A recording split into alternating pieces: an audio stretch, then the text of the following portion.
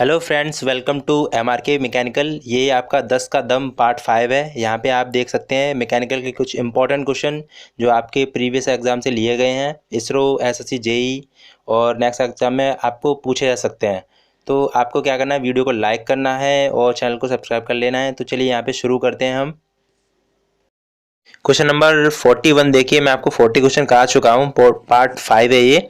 तो देखिए, the condition for the stable equilibrium of a floating body are.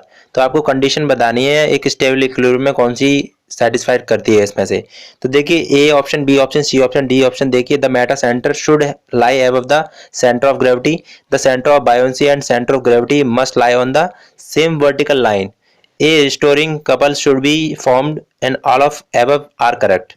तो इसका आंसर बताना है आपको। देखिए, इसका आंसर हो जाएगा D answer, all of the above correct. अब इसको हम समझ लेते हैं। देखिए, मैं आपको बता दूं 10 का दम में मैं बहुत ही ज़्यादा इंपॉर्टेंट क्वेश्चन कराता हूं। इससे रिलेटेड मैं आपको बहुत ज़्यादा एक्स्ट्रा पॉइंट भी कराता हूं। तो यहाँ आपको बहुत सारी चीज़ें क्लियर होंगी, यहाँ पे बहुत सारे क्वेश्चन क्लियर होंगे। ठीक है, तो चलिए देखते हैं। तो देखिए, यहाँ पे हम इंपॉर्टेंट क्वेश्चन देखते हैं। मैं आपको बता दूं, देखिए आपको पूरा वीडियो देखना है, स्किप नहीं करना है। यहाँ पे बहुत सारे पॉइंट हैं, आपको ये क्वेश्चन है आपके बहुत सारे एग्जाम में आ चुके हैं। तो अब मैं आपको स्टेबिलिटी की कंडीशन क्लियर करूँगा, मेटा सेंटर क्या होता है, सेंटर ऑफ बायोन्सी क्या होती है, बायोन्सी क्या होती है। ठीक है, बहुत सारी चीज़ यहाँ पर क्लियर कर दूँगा मैं आपको। तो बस आपको पूरा देखना है वीडियो और समझना है। ठीक है, तो चलिए यहाँ पर समझते हैं। देखिए, सबसे पहले मैं आपको बता दूँ, आपकी कोई आयताकार बॉडी है, रेक्टेंगुलर कोई बॉडी है, वो आपको वाटर में फ़्लो कर रही है। ठीक है, तो यहाँ पे क्या है, जब फ्लो कर रही है तो उस पर क्या होगा, एक फोर्स लगेगा पानी के द्वारा, उसको बोलते हैं बायोंट फोर्स। एफ भी होगा, वो बायोंट फोर्स बोलेंगे। और जी क्या है, सेंटर ऑफ ग्रेविटी, मतलब जी है आपका सेंटर ऑफ ग्रेविटी है, बी सेंटर ऑफ बायोंसी है, और डब्ल्यू बराबर एम जी है, मतलब जो बॉडी का भार है वो नीचे की ओर लगेगा। ठीक है, डब्ल्यू बराबर एम जी, नीचे को एरो कर रखा है मैंने। और एफ बी है सेंटर ऑफ बायोन्सी, जो बायोंट फोर्स होता है जो वाटर के द्वारा लगता है किसी बॉडी पे, तो उसको बोलते हैं बायोंट फोर्स। ठीक है, यहाँ तक क्लियर हो गया होगा। चलिए अब हम यहाँ पे समझते हैं। देखिए, यहाँ पे स्टेबिलिटी की कंडीशन समझते हैं।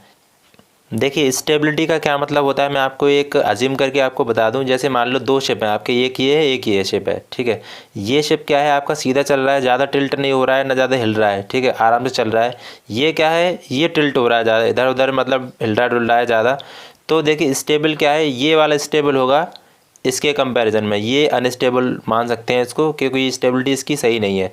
तो स्टेबल देखने के लिए देखिए, यहाँ पे दो केस बनते हैं। एक तो फ्लोटिंग के केस में बनता है जब बॉडी तैर रही होगी, और एक केस बनता है आपका जब बॉडी डूबी होगी, उसको बोलते हैं सबमर्ज बॉडी। ठीक है, क्लियर यहाँ तक। तो देखिए, यहाँ पे मेटा सेंटर एम है, मेटा सेंटर, और बी है सेंटर ऑफ बायोन्सी। अब मैं यहाँ पे क्लियर कर रहा हूँ मेटा सेंटर है क्या। देखिए, आपका कोई भी बॉडी है यहाँ पे, और वो बॉडी आपकी तैर रही है। अब उसको मैंने थोड़ा सा टिल्ट किया। आप लाइन ऑफ एक्शन आप देख रहे होंगे, ये वाली लाइन ऑफ एक्शन है इसकी, और थोड़ा सा मैंने इसको टिल्ट किया, मतलब थोड़ा सा टेढ़ा किया, तो एक नई लाइन ऑफ एक्शन बन गई। तो ये और ये लाइन ऑफ एक्शन जब यहाँ पे क्रॉस करेगी, मतलब यहाँ पे मिलेंगी, ठीक है, दोनों कट करेंगी, वहीं पे एक सेंटर बनता है, उसको बोलते हैं मेटा सेंटर पॉइंट। ठीक है, अब ये क्या करता है, देखिए मैं आपको बता दूं, meta centre is a point about which bodies oscillate और रोटेट। मतलब मेटा सेंटर एक ऐसा पॉइंट होता है जहाँ पे बॉडी ऑसिकुलेट या रोटेट करती है। ठीक है, क्लियर यहाँ तक। जैसे पानी का शेप होता है ना, देखा है आपने, इधर उधर ऐसे डुलता है, तो मेटा सेंटर के अबाउट करता है ये। तो हर शिप का एक मेटा सेंटर हाइट होनी चाहिए, क्या क्या होनी चाहिए वो आपको क्लियर करेंगे बाद में। तो यहाँ पे हम स्टेबिलिटी की कंडीशन समझ लेते हैं। तो देखिए, मेटा सेंटर यहाँ तक क्लियर। अब मेटा सेंटर के और भी पॉइंट देख लिए। Meta centre can lies inside the body और आउटसाइड द बॉडी। देखिए, मेटा सेंटर जरूरी नहीं है ऊपर ही हो, इनसाइड द बॉडी भी हो सकता है, यहाँ पे भी हो सकता है, यहाँ पे भी हो सकता है। ठीक है, क्लियर यहाँ तक। ये पॉइंट है भाई, आ चुके हैं ये क्वेश्चन, इसलिए मैं आपको करा रहा हूँ। देखिए, ये क्वेश्चन देखिए, Meta centre is use to checking the stability of floating body. मतलब मेटा सेंटर बताता है कि मेटा सेंटर क्या बताता है, कि स्टेबिलिटी बताता है, चेकिंग द स्टेबिलिटी। ठीक है, तो चेकिंग द स्टेबिलिटी बताता है फ्लोटिंग बॉडी की कंडीशन में। यहाँ तक क्लियर। अब हम आगे देखते हैं। देखिए, यहाँ पे हम सेंटर ऑफ बायोन्सी समझेंगे। ये सेंटर ऑफ बायोन्सी है क्या, the centre of gravity of the volume of the liquid displace is called centre of buoyancy. देखिए, मैं आपको बता दूं, यहाँ पे क्लियर कर दूं, आपका जैसे मान लो ये फ्लो है, यहाँ पे ऐसे करके सीधा सीधा फ्लो हो रहा है, आपकी बॉडी है यहाँ पे इतनी, अभी आधी यहाँ पे ये इसके अंदर घुस गई है अंदर, ठीक है, पानी के अंदर घुस गई है, एंटर हो गई है, तो इतना इतना उसने पानी को डिस्प्लेस किया होगा, ठीक है, यहाँ से हटाया होगा ना पानी को, इतनी जगह ले ली उसने बॉडी ने, तो डिस्प्लेस किया है। वही वही बता रहा है कि the centre of gravity of the volume of the liquid displace is called, मतलब लिक्विड डिस्प्लेस करता है जितना वॉल्यूम होगा वही आपका सेंटर ऑफ बायोंसी कहलाएगा, ठीक है। ये सेंटर ऑफ बायोंसी जो डिपेंड होती है वो होती है weight of the liquid displace, ठीक है, क्लियर यहाँ तक। तो चलिए यहाँ तक ये वाला पॉइंट क्लियर होगा। अब हम स्टेबिलिटी की कंडीशन देख लेते हैं, स्टेबिलिटी है क्या, इंपॉर्टेंट है। तो देखिए स्टेबल की कंडीशन में आपको बता दूं मैं, जब जी है सेंटर ऑफ ग्रेविटी, जी अगर एम और बी से नीचे होगा, मैं दोनों कंडीशन एक ही बार में बता रहा हूँ, बहुत ही इंपॉर्टेंट, देखो फ्लोटिंग बॉडी और सबमर्ज बॉडी की कंडीशन में दोनों एक ही बार बता रहा हूँ मैं। जब जी है centre of gravity lies below M और बी, मतलब एम और बी से नीचे होगा तब हमारा स्टेबल इक्विलिब्रियम बनेगा, ठीक है, क्लियर यहाँ तक, स्टेबल इक्विलिब्रियम बनेगा। उसके बाद देखिए ये भाई शॉर्ट ट्रिक है, बहुत अच्छी तरीके से आप याद कर लोगे, अगर जी को लेके याद कर लोगे तो आप आराम से क्वेश्चन कर सकते हो, मैं अभी क्वेश्चन आपको कराऊंगा। तो देखिए जी विल लाइज एबव एम और बी, मतलब जी अगर एम और बी से एबव है, ऊपर है, तो अनस्टेबल इक्विलिब्रियम बनेगा, क्लियर। अब G will lies coincide with M और बी, मतलब जी कॉन्साइड करता है एम और बी पे, एम और बी के पॉइंट पे ही बनता है, तो यहाँ पे न्यूट्रल इक्विलिब्रियम होगा, ठीक है, क्लियर है यहाँ तक। अब यहाँ पे आप समझ गए होंगे, अब यहाँ पे मैं क्लियर आपको क्वेश्चन क्लियर करा दे रहा हूँ, यहाँ पे क्या क्या क्वेश्चन बनते हैं वो आपको क्लियर करा देता हूँ। देखिए यहाँ पे मैंने आपको क्वेश्चन बताया था, देखिए क्वेश्चन क्या है, यहाँ पे क्वेश्चन देखिए, the condition of stable equilibrium for floating body is, condition बतानी है आपको फ्लोटिंग बॉडी में। तो देखिए आपको मैंने अभी बताया था कि फ्लोटिंग बॉडी की कंडीशन में सिर्फ जी और एम का रिलेशन लेते हैं, बी होता है आपका सेंटर ऑफ बायोंसी, वो सबमर्ज बॉडी के लिए होता है। तो एम और जी देख ली सबसे पहले आप किस में है, एम और जी देखिए सब में है, ठीक है, तो एम और जी में ही लेते हैं। तो यहाँ पे देखिए डी ऑप्शन है वो एम और जी, बी और जी है वो तो आपका गलत हो जाएगा, क्योंकि B centre of buoyancy submerge body के लिए लेते हैं।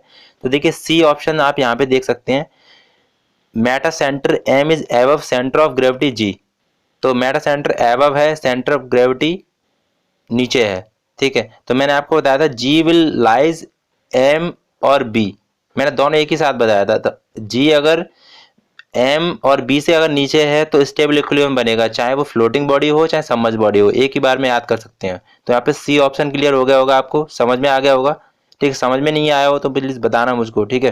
तो चलिए नेक्स्ट क्वेश्चन समझते हैं।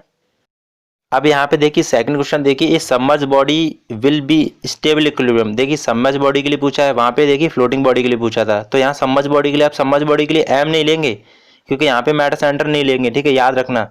मेटा सेंटर वाला ऑप्शन तुम्हारा गलत हो जाएगा, यहाँ पे हटा देना। सेंटर ऑफ बायोंसी मतलब जी और सेंटर ऑफ बायोंसी पे अब मतलब आप करेंगे, चेक करेंगे कि स्टेबल है या अनस्टेबल है, याद रखना, ठीक है। तो यहाँ पे देखिए क्वेश्चन देखिए, the centre of buoyancy B is below the centre of gravity.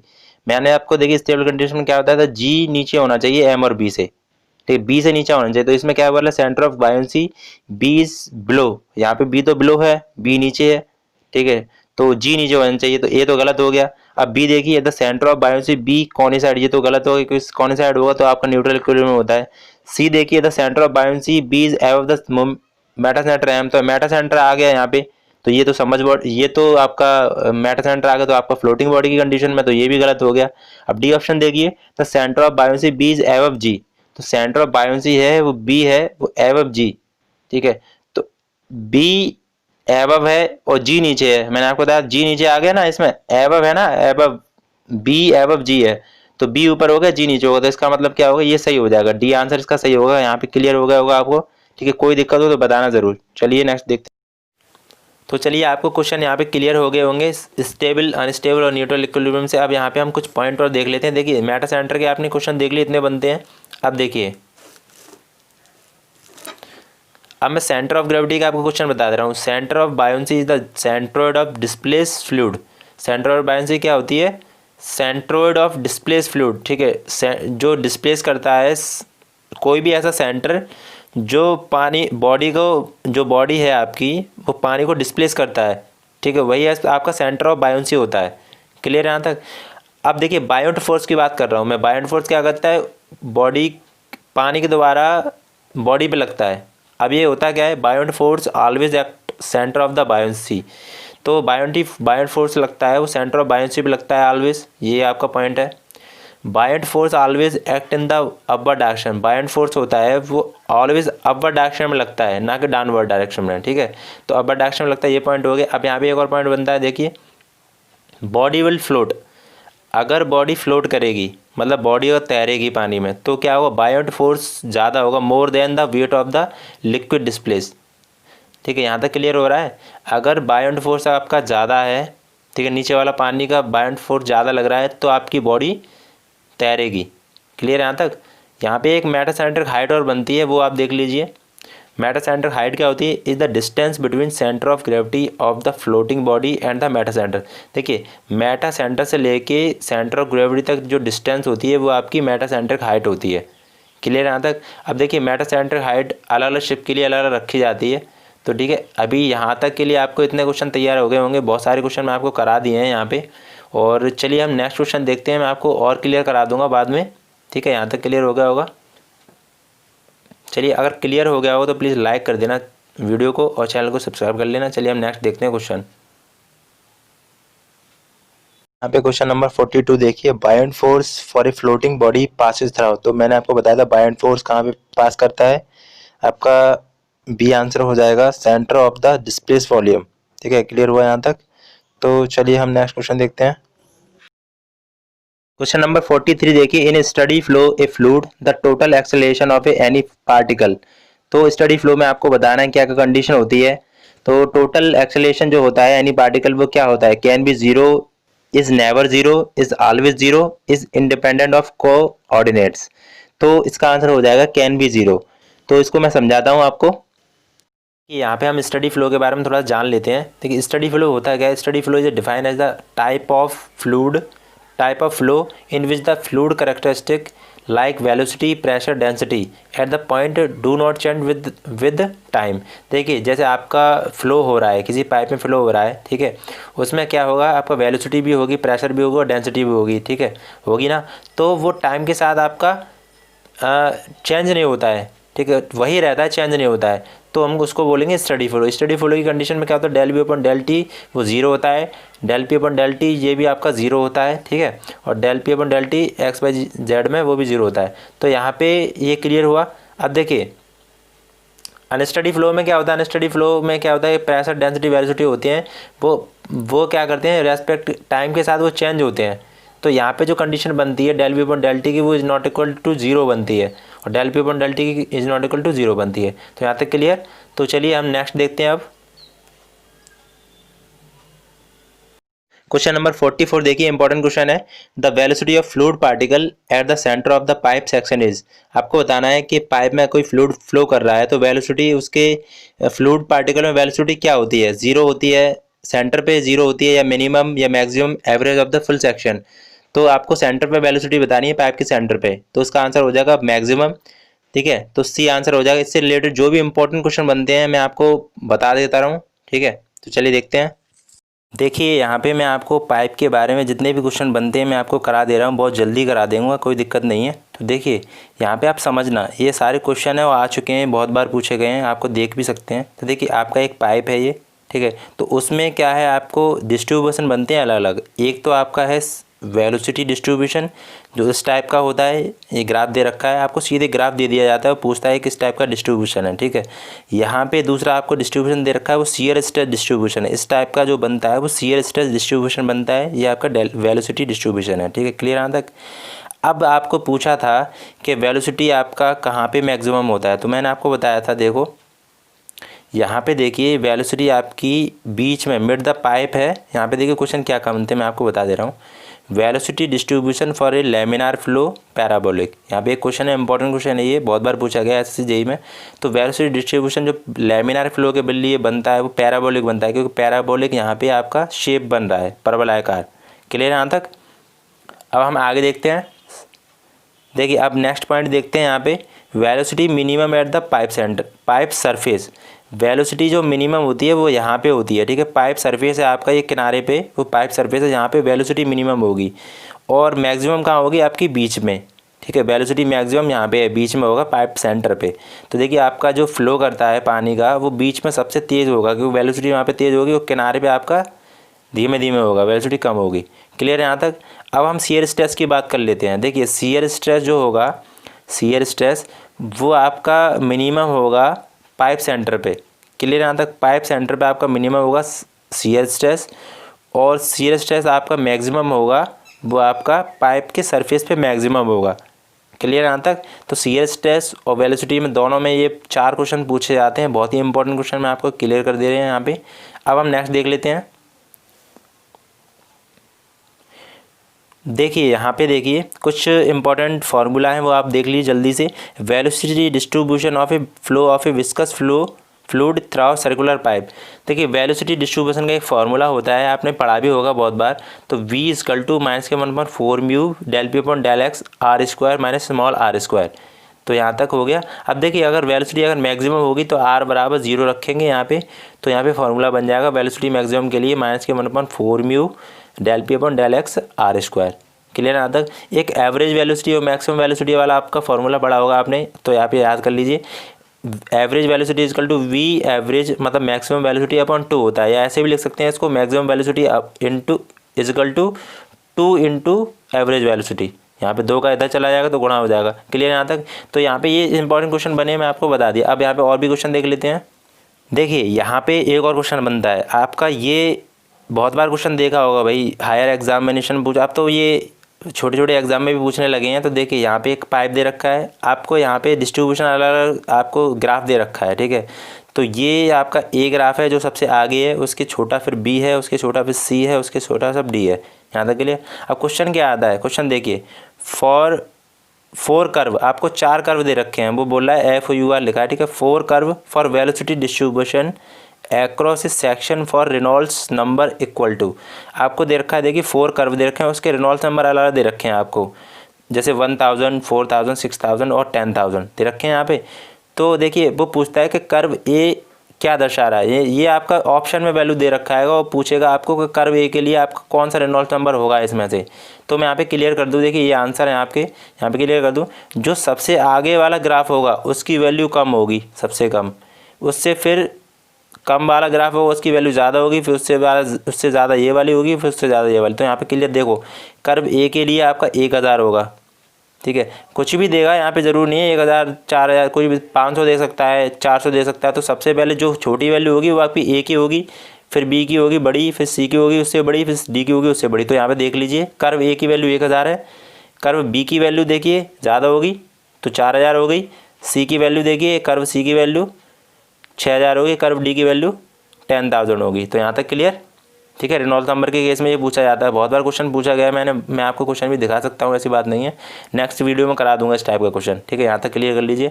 अब रेनॉल्ड्स नंबर की बात आ गई, तो रेनॉल्ड्स नंबर थोड़ा देख लेते हैं। देखिए रेनॉल्ड्स नंबर आपका inertia force upon viscous force होता है, बहुत बार मैं आपको करा चुका हूँ।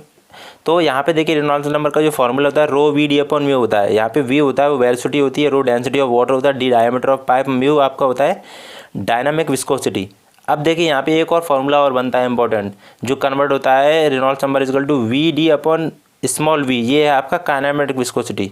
तो ये कैसे आता है, देखिए आपका काइनेमेटिक विस्कोसिटी होती है म्यू अपॉन रो, मतलब डायनामिक विस्कोसिटी अपॉन रो होता है। तो यहाँ से आप क्या करोगे, म्यू का वैल्यू निकालोगे, म्यू क्या है आपका डायनामिक विस्कोसिटी, तो यहाँ पे रो इंटू काइनेमेटिक विस्कोसिटी हो जाएगा। तो ये पुटिंग करोगे इसमें म्यू की जगह पे पिट कर दोगे, तो उसके बाद आपका ये वाला फार्मूला निकल जाएगा। ये वाला फार्मूला बहुत बार देखा होगा, दोनों फार्मूले इंपॉर्टेंट है। तो वी आपका यहाँ पे है वेलोसिटी है, और ये स्मॉल वी है आपका काइनेमेटिक विस्कोसिटी, और डी डायमीटर ऑफ पाइप है। तो यहाँ पे और भी क्वेश्चन बनते हैं। देखिए रेनॉल्ड्स नंबर अगर 2000 से आपका कम होता है तो लेमिनर फ्लो होता है, और रेनॉल्ड्स नंबर आपका मोर देन 2000 4000 होता है तो आपका टर्बुलेंट फ्लो होता है, और रेनॉल्ड्स नंबर आपका 2000 से लेकर 4000 के बीच में होता है तो ट्रांजिशन फ्लो होता है, ठीक है। ये क्वेश्चन आपके इंपॉर्टेंट थे, मैंने आपको करा दिए। देखिए डेटा मेरे पास बहुत है आपको कराने के लिए, कोई दिक्कत नहीं है। मैं और भी आपको करा सकता हूँ पाइप से रिलेटेड क्वेश्चन, जैसे friction loss, head loss due to friction, बहुत सारे क्वेश्चन यहाँ पे बन सकते हैं, ठीक है। पाइप कंडीशन आपका सीरीज़ में है, पैरेलल में, मैं बहुत सारे यहाँ पे क्वेश्चन करा सकता हूँ मैं, लेकिन वीडियो बहुत ज़्यादा बड़ा हो जाता है, तो प्लीज़ आप नेक्स्ट वीडियो में आपको करा दूंगा, ठीक है। तो चलिए नेक्स्ट क्वेश्चन देखते हैं। देखिए जो अभी मैंने आपको समझाया था उससे रिलेटेड ये क्वेश्चन है। तो क्वेश्चन देखिए, which shear stress distribution is the correct one corresponding to the flow through a pipe of circular cross section which parabolic velocity profile. तो यहाँ पे आपको बताना है कि शियर स्ट्रेस डिस्ट्रीब्यूशन कौन सा है इसमें से, ABCD जो भी ऑप्शन है बनता है वो शियर स्ट्रेस का आपको बताइए, मैंने आपको अभी बताया था। तो देखिए इसमें से शियर स्ट्रेस का जो ग्राफ बनता है वो बी ऑप्शन हो जाएगा करेक्ट आंसर, और सी ऑप्शन है वो आपका पैराबोलिक ग्राफ है, ठीक है। तो यहाँ पे बी ऑप्शन इज हो जाएगा। अब हम नेक्स्ट क्वेश्चन देखते हैं। यहाँ पे सेकंड क्वेश्चन देखिए, the figure show curve for velocity distribution across a section for a Reynolds number equal to 1000, 3000, 4000, 5000, curve A corresponding to Reynolds number. देखिए आपको एक कर्व दे रखा है, मैं आपको अभी दिखाऊंगा। उसमें से आपको 4 कर्व दे रखे हैं उसके अंदर, तो आपको वैल्यू दे रखी है रेनॉल्ड्स नंबर की, तो उसमें से आपको बताना है कि ए क्या दर्शा रहा है। तो चलिए देखते हैं। तो फिगर देखिए आप, इसमें से आपको ए की वैल्यू बतानी है। ए की वैल्यू कौन सी होगी, 3000, 5000 या 4000 या 1000। तो इसका आंसर मैंने आपको बताया था कि जो पैराबोलिक कर्व है सबसे आगे को है उसकी वैल्यू कम होगी। तो ए की वैल्यू क्या दर्शा रही है, 1000। बी की वैल्यू क्या दर्शाएगी, बी की वैल्यू दर्शाएगी 3000, और सी की वैल्यू दर्शाएगी 4000, और डी की वैल्यू दर्शाएगी वो 5000 दर्शाएगी, मैंने आपको बताया था। तो चलिए यहाँ पे नेक्स्ट, यहाँ सब क्लियर हो गया होगा। अब हम नेक्स्ट क्वेश्चन देखते हैं। तो यहाँ पे क्वेश्चन देखिए, the shear stress is a fluid flowing in a round pipe. तो आपको शियर स्ट्रेस बतानी है राउंड पाइप के अंदर। तो देखिए इसका आंसर हो जाएगा C answer is 0 at the centre at varies linear with. देखिए मैं आपको लीनियर विद रेडियस, तो देखिए आपको बता दूं कि 0 होता है शियर स्ट्रेस, वो सेंटर पे होता है, और मैक्सिमम शियर स्ट्रेस कहाँ पे होता है, पाइप की सरफेस पे। मैंने आपको क्लियर किया था अभी, तो सी आंसर हो जाएगा। अब नेक्स्ट क्वेश्चन देखते हैं। तो यहाँ पे नेक्स्ट क्वेश्चन देखिए, vertical distribution of a velocity in an open channel for laminar flow can be assume as. तो यहाँ पे मैंने आपको बताया था लैमिनार फ्लो में जो डिस्ट्रीब्यूशन होता है वो क्या होता है, पैराबोलिक होता है। तो बी ऑप्शन हो जाएगा यहाँ पे। चलिए नेक्स्ट क्वेश्चन देखते हैं कि ये वेरी मोस्ट इंपॉर्टेंट क्वेश्चन है, बार बार पूछा जाता है और हर साल आता है ये क्वेश्चन।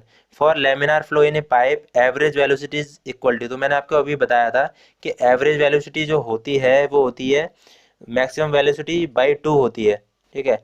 अब यहाँ पे क्लियर कर दूं मैं, यहाँ पे मैक्सिमम वेलोसिटी बाई 2 तो लिखा नहीं है कहीं भी, तो यहाँ पे वैल्यू अलग अलग दे रखी है। तो देखिए बाई 2 करेंगे, 1/2 होता है, वो क्या होता है 0.5 मैक्सिमम वेलोसिटी होती है। तो ए आंसर हो जाएगा यहाँ पे, ठीक है। क्लियर हुआ, तो यहाँ पे आप समझ सकते हैं। अब नेक्स्ट क्वेश्चन देखते हैं। क्वेश्चन नंबर यहाँ पे 45 देखना है। Which of the following related fluid flow parameter exist both in rotational and irrotational flow. आपको बताना है कौन सा पैरामीटर आपको रोटेशनल एंड इरोटेशनल फ्लो में एग्जिस्ट करता है। वर्टिसिटी, stream function, velocity, potential, both वर्टिसिटी and stream function. तो देखिए इसका आंसर हो जाएगा स्ट्रीम फंक्शन। इसको हम थोड़ा सा देख लेते हैं। देखिए यहाँ पे मैं आपको बता दूँ वर्टेक्स फ्लो क्या होता है। वर्टेक्स फ्लो के बारे में जान लेते हैं थोड़ा सा। तो देखिए flow of fluid along a curve path और the flow of rotational mass of the fluid is known as vortex flow. जैसे मान लीजिए आपका कोई फ्लूइड है ना, वो फ्लो कर रहा है, वो एक कर्व में बदल रहा है, ठीक है, मतलब ऐसे करके हो रहा है, तो आपको बोलेंगे रोटेशनल फ्लो बोलेंगे। तो उसको क्या है, वर्टेक्स फ्लो बोलेंगे, ठीक है, वर्टेक्स। अब यहाँ पे फ्री वर्टेक्स और फोर्स वर्टेक्स आपने पढ़ा होगा। तो फोर्स वर्टेक्स क्या होता है, in which the some external force is required to rotate the fluid. मतलब फोर्स वर्टेक्स में क्या होता है कि आपको मतलब कोई एक्सटर्नल वर्क देना पड़ता है फ्लूइड को रोटेट करने के लिए, ठीक है। तो यहाँ पे होता है आपका फोर्स वर्टेक्स। और जैसे मान लो मैं आपको देखो बता दूँ, जैसे flow of the liquid inside the impeller of centrifugal pump. तो सेंट्रीफ्यूगल पंप के अंदर जो इम्पेलर होता है वो क्या करता है, फोर्स देता है ना, लिक्विड को फोर्स देता है, तो इसका मतलब वो फोर्स वर्टेक्स हो गया, ठीक है। क्लियर है यहाँ तक। जैसे आप flow of water through a runner of the turbine, turbine के अंदर भी रनर होता है, तो वहाँ पे एक फोर्स देता है, तो यहाँ पे हो गया फोर्स वर्टेक्स। अब फ्री वर्टेक्स क्या होता है मैं आपको बता दूँ। देखिए यहाँ पे फ्री वर्टेक्स क्या होगा, फ्री वर्टेक्स क्या, no external force of torque is required. किसी भी वाटर में कोई भी एक्सटर्नल फोर्स ना लगे, ठीक है, तो वहाँ पे फोर्स वो आपका फ्री वर्टेक्स हो गया। देखिए फ्री वर्टेक्स का एग्जांपल देखिए क्या लेते हैं हम। Flow of liquid through a hole provide at a bottom of container. जैसे कोई भी आपका वाश बेसिन आपने देखा होगा, ठीक है, वाश बेसिन देखा होगा, उसमें पानी होता है ना, वो अपने आप जाता है, ठीक है, अपने आप रोटेटिंग कंडीशन में अपने आप निकल जाता है, तो उसमें क्या होता है, फ्री वर्टेक्स होता है। वहाँ तक क्लियर। देखिए flow of liquid around a circular band in pipe, flow हो रहा है आपका सर्कुलर बैंड पाइप में हो रहा है, तो वो भी आपका फ्री वर्टेक्स होगा, ठीक है। वर्लपूल देखा हो, वर्लपूल रिवर आपका, जैसे रिवर में देखिए आपने गोल गोल अपने आप होते हैं, कभी देखा है? जैसे नदी बहती है तो उसमें अपने आप गोल गोल ऐसे करके होते हैं। पानी में मतलब ऐसे पानी अपना अपनी तरफ से गोल गोल घूमता है, तो वो एक फ्री वर्टेक्स होता है। क्लियर? यहाँ पे एक फॉर्मूला देखिए, V equal to R omega होता है, एच इक्वल टू यहाँ पे होता है omega square R square upon 2g। तो जितने भी क्वेश्चन बने मैं आपको यहाँ पे बता दिए हैं। तो चलिए नेक्स्ट क्वेश्चन देखते हैं। क्वेश्चन नंबर 46 देखिए, इंपॉर्टेंट क्वेश्चन है ये। A reservoir containing water has two orifice of the same size and depth of 4 metre and 9 metre below the free surface of water. The ratio of discharge through these orifices. देखिए आपको एक reservoir दे रखा है कोई आपका, और उसका orifice दे रखा है आपको, उसमें से 2 ऑरिफिस दे रखे हैं सेम साइज के। उसमें जो हाइट दे रखी है आपकी, डेप्थ दे रखी है 4 मीटर और 9 मीटर दे रखी है बॉटम से। तो आपको रेशियो बताना है डिस्चार्ज का। ठीक है, क्या होगा? तो चलिए इसको करते हैं, कैसे करेंगे। यहाँ देखिए इंपॉर्टेंट क्वेश्चन है ये। 2 ऑरिफिस आर सेम साइज। देखिए यहाँ पे एक आपका रिजर्वायर दे रखा है, मतलब रिजर्वायर होता है आपका पानी का जलाशय, यहाँ पे बहुत सारा पानी भरा हुआ होता है। ठीक है, या आप कोई कंटेनर मान लीजिए। तो यहाँ पे आपका देखिए एक रिजर्वायर है, उसमें आपके 2 ऑरिफिस लगे हुए हैं। ठीक है, ऑरिफिस बेसिकली एक प्लेट होती है और डिस्चार्ज मापने के लिए यूज़ की जाती है। तो देखिए आपके 2 पाइप लगे हैं यहाँ पे, और ये ऑरिफिस बता रहा है आपको। ठीक है, एक ऑरिफिस लगा है आपको 4 मीटर पे हाइट पे, और दूसरा ऑरिफिस लगा है आपका 9 मीटर हाइट पे। ठीक है, क्लियर यहाँ तक? तो आपको डिस्चार्ज बताना है, तो आपको पूछ रहा है वो रेशियो ऑफ डिस्चार्ज। तो आपको फाइंड क्या करना है? Ratio of discharge. ठीक है, दोनों ऑरिफिस का रेशियो ऑफ डिस्चार्ज आपको फाइंड करना है। ठीक है, क्लियर यहाँ तक? तो देखिए आपको एक फार्मूला होता है, मैं आपको बता दे रहा हूँ। देखिए डिस्चार्ज का फार्मूला होता है Q equal to CD A0 2GH upon under root में 1 माइनस A0 A1 अपॉन। ठीक है, ये आपका डिस्चार्ज होता है। यहाँ पे देखिए समझिए क्वेश्चन को, आपको डिस्चार्ज का फॉर्मूला पता है तभी कर पाएंगे इस क्वेश्चन को। देखो एसएससी जेईई में पूछा गया था, इंपॉर्टेंट क्वेश्चन है। तो Q equal to CD A0 area of orifice हो गया, और कोएफिशिएंट ऑफ डिस्चार्ज होता है ये।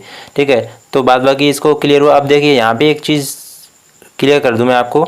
Q डिस्चार्ज है, और आपको हाइट में हाइट दे रखा है बस ओनली। ठीक है, हाइट ही तो दे रखा है, और तो कुछ डेटा दे नहीं रखा है, तो आपको हाइट में निकालना। देखो Q प्रोपोर्शनल है आपके अंडर रूट H के। देखिए यहाँ पे जो Q है वो प्रोपोर्शनल है अंडर रूट H के। ठीक है, ये बात क्लियर होनी चाहिए। अब यहाँ पे अंडर रूट, तो यहाँ पे क्या फॉर्मूला बन सकता है अपना? Q1 अपॉन Q2, हम ऐसे लिख सकते हैं इसको, अंडर रूट में H1 और अंडर रूट में H2। ठीक है, क्लियर? क्योंकि हमें देखो रेशियो पूछा है हमें डिस्चार्ज का, तो Q1 अपॉन Q2 हो जाएगा। तो यहाँ पे Q1 अपॉन Q2, इसको दोनों अंडर रूट में एक बार में लिख सकते हैं। H1 कितना है अपना? 4 दे रखा है H1, और H2 दे रखा है 9 हो जाएगा। तो Q1 अपॉन Q2 कितना आ जाएगा? आप रूट से बाहर निकालेंगे तो देखिए कितना आ जाएगा, 2 आ जाएगा ऊपर और 3 आ जाएगा नीचे। तो Q1 अपॉन Q2 का जो रेशियो निकल जाएगा भाई, वो 2:3 निकल जाएगा। 2:3 आंसर आपका हो जाएगा। यहाँ तक क्लियर हो गया होगा क्वेश्चन आपको। चलिए हम नेक्स्ट क्वेश्चन देखते हैं। क्वेश्चन नंबर 47 देखिए, ये इसरो में 2014 में आ चुका है। An ideal flow of any fluid must satisfied. Ideal fluid होता है वो क्या सेटिस्फाई करता है? Pascal law, Newton's law of viscosity, boundary layer theory, continuity equation. तो देखिए इसका आंसर हो जाएगा डी आंसर, कंटिन्यूटी इक्वेशन। अब हम आइडियल फ्लो और रियल फ्लो के बारे में थोड़ा सा जानकारी कर लेते हैं, क्या होते हैं ये। तो देखिए यहाँ पे मैं आपको बता दूँ आइडियल फ्लूइड क्या होता है। तो आपके फ्लूइड होते हैं, आपके टाइप तो बहुत होते हैं, लेकिन सबसे पहले हम पढ़ते हैं आइडियल फ्लूइड पढ़ते हैं, और आपका पढ़ते हैं रियल फ्लूइड। तो आइडियल फ्लूइड आपके होता है, विस्कोसिटी आपकी 0 होती है आइडियल फ्लूइड में।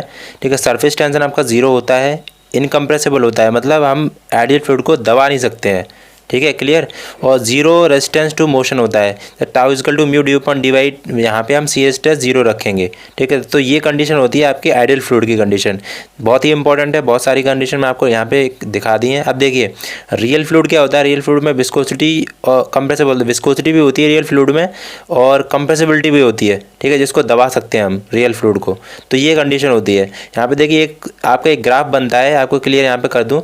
आपका एक ग्राफ बनता है एक आइडियल सॉलिड फ्लूइड में और आपका आइडियल फ्लूइड में। तो यहाँ पे जो ग्राफ बन रहा है सीधी लाइन में, वो न्यूटोनियन फ्लूइड दर्शाता है। ठीक है, न्यूटोनियन फ्लूइड दर्शाता है। न्यूटोनियन फ्लूइड की कंडीशन होती क्या है देखिए, which obey the Newton law of viscosity. देखिए मतलब कोई भी न्यूटन लॉ ऑफ विस्कोसिटी को दर्शाता है। जैसे न्यूटन लॉ ऑफ विस्कोसिटी क्या होती है, shear stress is directly proportional to viscosity gradient होती है। ठीक है, क्लियर यहाँ तक? तो बस थोड़ा सा इतना ही समझ लीजिए आपको आइडियल फ्लूइड और रियल फ्लूइड क्या होते हैं, फिर हम नेक्स्ट फ्लूइड जब पढ़ाऊंगा तब वहाँ पे आप क्लियर हो जाएगा। ठीक है, यहाँ तक क्लियर? तो देखिए मैंने आपको बताया था कि आइडियल फ्लूइड होता है वो आपका सेटिस्फाई करता है कंटिन्यूटी इक्वेशन पे। अब देखिए कंटिन्यूटी इक्वेशन आपने पढ़ा होगा, A1 V1 is equal to A2 V2। यहाँ पे क्या लिखा है, रो1 A1 V1 is equal to रो2 A2 V2। ये भी आपका ऑप्शन में आता है। ठीक है, तो देखिए आपका ये प्रिंसिपल होता है कंटिन्यूटी इक्वेशन का, वो होता है कंजर्वेशन ऑफ मास। ठीक है, यहाँ पे क्वेश्चन बनता है। और आपकी जो बर्नौली इक्वेशन होती है वो कंजर्वेशन ऑफ एनर्जी पे डिपेंड होती है। यहाँ तक क्लियर दोनों क्वेश्चन? अब देखिए आपकी जो कंटिन्यूटी इक्वेशन होती क्या है, वो आपका देखिए ये होती है, for a fluid flowing through a pipe at all the cross section the quantity of fluid per second is constant. मतलब आपकी देखिए आपकी डेंसिटी है, एरिया है जहाँ पे फ्लो हो रहा है आपका पर सेक्शन पे, वो आपका कांस्टेंट रहेगा।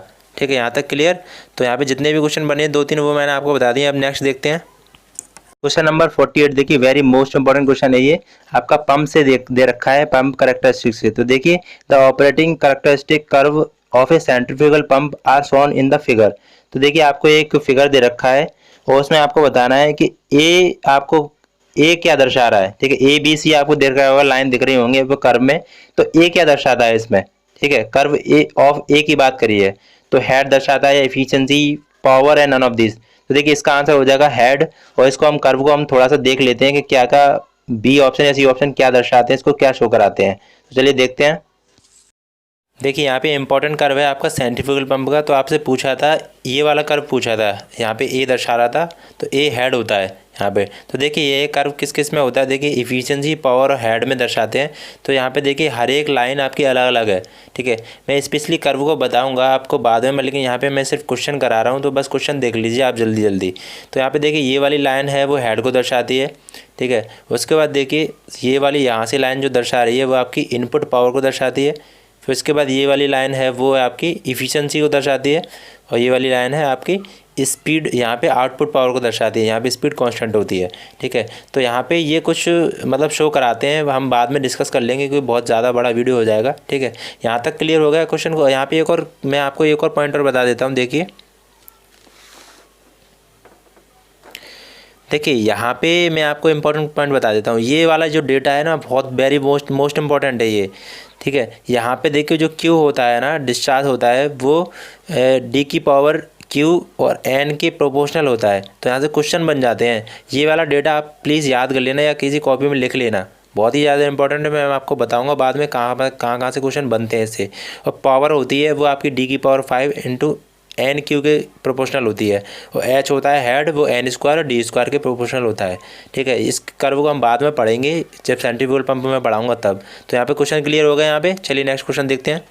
क्वेश्चन नंबर 49 देखिए, heat is being supplied to air in a cylinder fitted with an frictionless piston held by a constant weight the process is. देखिए आपको एक पिस्टन सिलेंडर अरेंजमेंट दे रखा है और आपको कांस्टेंट वेट आपको लगा हुआ है इसके ऊपर, उसको फिक्स कर रखा है कांस्टेंट वेट से।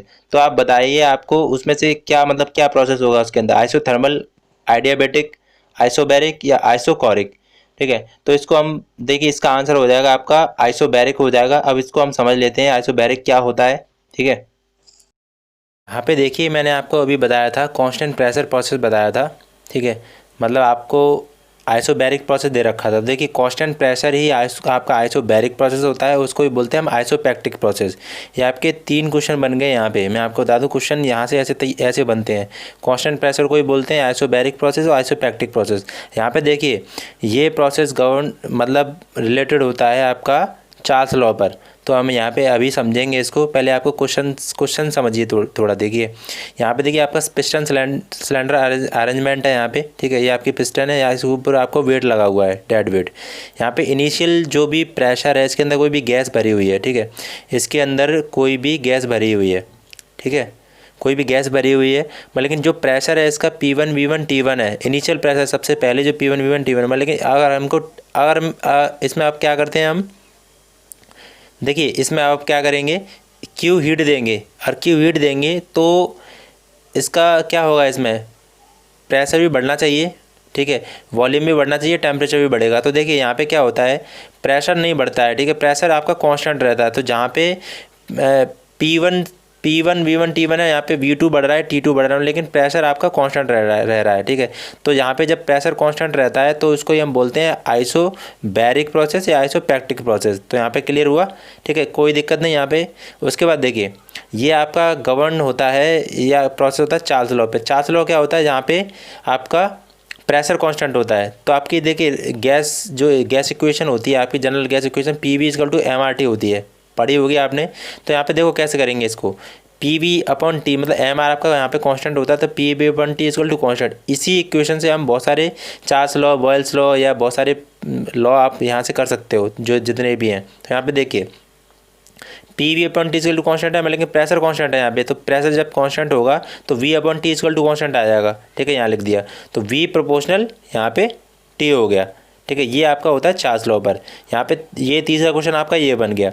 अब यहाँ पे देखिए जब प्रेशर कांस्टेंट लाइन होती है तो प्रेशर और वॉल्यूम में आपका ग्राफ, प्रेशर की लाइन आपकी प्रेशर कांस्टेंट की लाइन ऐसे बनती है, ठीक है। और वॉल्यूम कांस्टेंट होगा तो वॉल्यूम की लाइन आपकी, ठीक है, वॉल्यूम कांस्टेंट होगा तो वॉल्यूम की लाइन आपकी ऊपर को बनेगी, ठीक है। तो हम बाद में कर लेंगे वो सब। यहाँ पे देखिए इसका फॉर्मूला होता है V1/T1 = V2/T2। इस तरीके से हम लिख सकते हैं, ठीक है, या हम ऐसे भी लिख सकते हैं V1/V2 = T1/T2। क्लियर यहाँ तक। अब देखिए मैं आपको एक पॉइंटर बता दूँ, यहाँ पे वर्क डन जो होता है आपका कांस्टेंट प्रेशर में होता है P(V2 - V1) होता है, ठीक है, यहाँ तक क्लियर। तो वर्क डन क्लियर यहाँ तक, और आपका ये प्रोसेस क्लियर। तो चलिए नेक्स्ट देखते हैं। क्वेश्चन नंबर 50 देखिए, इंपॉर्टेंट क्वेश्चन है, the quick return mechanism is use in which machine. तो आपको बताना है क्विक रिटर्न मैकेनिज्म जो होता है वो इनमें से कौन सी मशीन में यूज़ किया जाता है। Hook coupling, milling machine, universal lathe machine या स्लॉटेड मशीन। तो देखिए इसका आंसर हो जाएगा स्लॉटिंग मशीन, ठीक है, डी आंसर इसका हो जाएगा। अब थोड़ा क्विक रिटर्न मैकेनिज्म में जो भी क्वेश्चन बनते हैं इंपॉर्टेंट, वो हम देख लेते हैं। तो देखिए यहाँ पे थोड़ा सा समझ लीजिए, इंट्रोडक्शन में क्या है, इसमें क्विक रिटर्न मैकेनिज्म जो होता है वो यूज़ फॉर होता है, किसी मशीन में यूज़ किया जाता है, शेपर में है, प्लेनर में और स्लॉटर में यूज़ किया जाता है। तो अभी ऑप्शन में आया था स्लॉटर। तो शेपर, प्लेनर, स्लॉटर आपने पढ़ा होगा, ठीक है। यहाँ पे देखिए शेपर में जो इसमें होता क्या है कि टूल है ना वो वर्क करता है और वर्क पीस फिक्स रहता है, ठीक है। यहाँ पे शेपर की बात हो गई। प्लेनर की बात में क्या होती है कि आपका टूल है वो आपका फिक्स रहता है और जो वर्क पीस है वो मूव करता है, क्लियर। स्लॉटर में क्या होता है आपका टूल, स्लॉटर में क्या है, वर्टिकल डायरेक्शन में हम काम करते हैं, वर्टिकल डायरेक्शन में स्लॉटर मशीन में। तो स्लॉटर मशीन में होता क्या है कि आपका टूल है ना वर्टिकल डायरेक्शन में मूव करता है और आपका जो वर्क पीस है उसको फिक्स करते हैं। तो चलिए इसके बाद हम देख लेते हैं इसके वर्क को।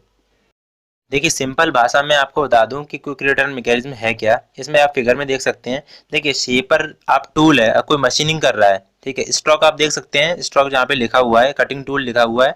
तो देखिए आपने क्या है, किसी भी टूल को काटा, मतलब टूल आगे की तरफ मूव करेगा ना शेपर में, तो वो क्या कर रहा है, उसकी चिप्स बना रहा है।